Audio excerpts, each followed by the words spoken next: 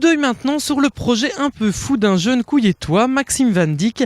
Avec son ami Thomas de Dorlodo, il va en effet rallier la Turquie en paramoteur. Un raid de 3000 km que les deux jeunes veulent accomplir en autonomie complète, c'est-à-dire avec tente, eau et nourriture. Le départ a eu lieu ce mardi matin et leur périple devrait durer 3 à 4 semaines. Isabelle Majoie et Raphaël Makils ont rencontré le duo lors d'un de ces entraînements.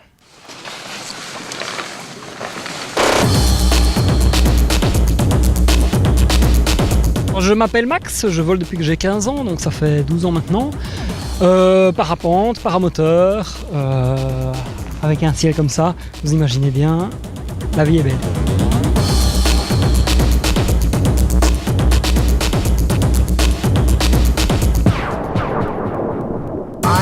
Je m'appelle Thomas de Dorlodo et je vole depuis que j'ai 15 ans également. J'ai 23 ans maintenant, donc ça fait 7 ans.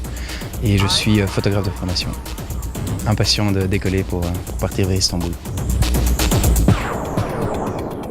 Leur engin, c'est un paramoteur. Entendez par là une voile de parapente équipée d'un moteur à hélice. C'est avec cet équipement qu'ils ont décidé de se lancer dans un projet un peu fou pour lequel ils s'entraînent depuis plusieurs mois. L'idée, c'est donc de partir de la mer du Nord en Belgique et de rejoindre la mer Noire en Turquie, à Istanbul, en traversant 8 pays. Donc la distance fait presque 3000 km. 8 pays différents et le tout en autonomie complète, totale, donc sans assistance au sol.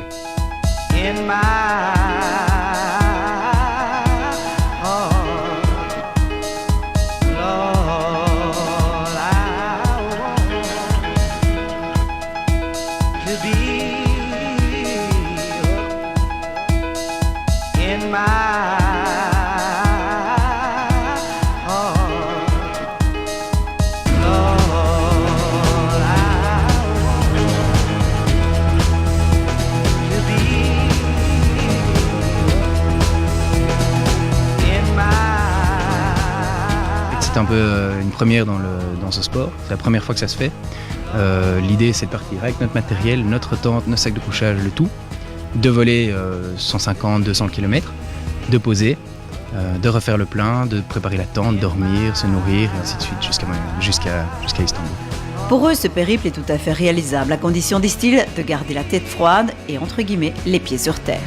On va voler essentiellement tôt le matin et tard le soir pour éviter l'activité thermique et donc les conditions dangereuses, donc les conditions climatiques dangereuses. Il est évident que l'on ne vole pas quand le vent est trop fort, s'il pleut, s'il y a des tempêtes ou des orages annoncés.